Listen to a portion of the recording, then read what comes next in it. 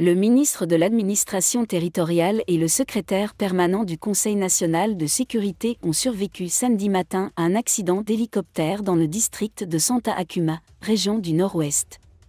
Après être monté à bord de l'avion, le juge de district a été attaqué par des séparatistes. Désolé de vous interrompre, ce rapport peut contenir des commentaires soumis au choix de l'auteur. S'il vous plaît, si vous êtes nouveau sur cette chaîne, veuillez vous abonner et activer la cloche de notification. De cette façon, vous serez averti lorsque nous publierons de nouveaux rapports sur cette même chaîne. Merci. Néanmoins, l'hélicoptère de l'armée camerounaise a atterri avec succès et ses distingués passagers ont été évacués sous forte escorte militaire.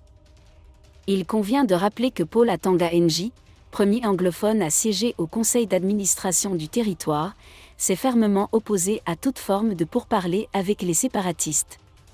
Drame à Yaoundé, un membre du BIR est tué par ses supérieurs dans un conflit sur la crise de la langue anglaise.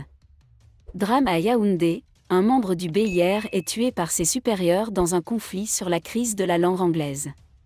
Un incident tragique a eu lieu à Yaoundé, où un membre du bataillon d'intervention rapide, BIR, Ita George, originaire de la région du Nord-Ouest, est décédé il y a quelques jours après un violent affrontement avec ses supérieurs.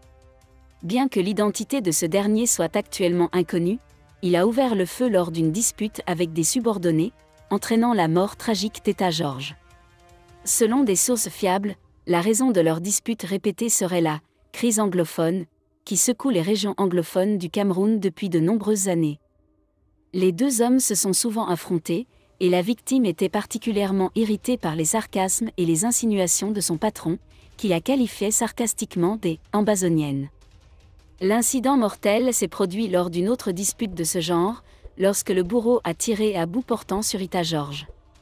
Les victimes ont été rapidement enterrées, tandis que les assassins sont actuellement détenus à la sécurité militaire de Yaoundé, SMIR, en attente de jugement. Cet incident tragique met en évidence les tensions actuelles au Cameroun à cause de la crise anglophone et souligne l'importance d'une bonne gestion des conflits au sein des forces de sécurité pour éviter de telles tragédies.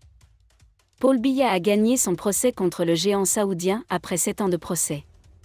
La bataille a été longue, mais le chef de l'État camerounais a finalement obtenu gain de cause. Paul Biya a remporté un procès de 7 ans contre la société saoudienne Horizon Middle East Limited. Selon le journal Écho Matin, un tribunal français a condamné l'entreprise à verser 500 000 € d'indemnisation au gouvernement camerounais, invoquant mauvaise foi, abus de procédure et tentative de fraude.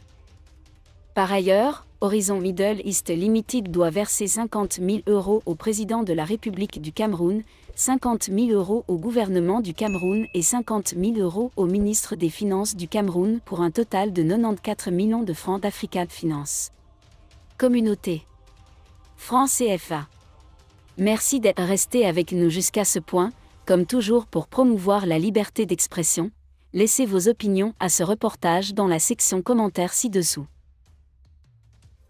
Si vous avez aimé cette vidéo, merci de liker, partager, commenter et surtout vous abonner à la chaîne. Et on se retrouve très vite pour une prochaine vidéo.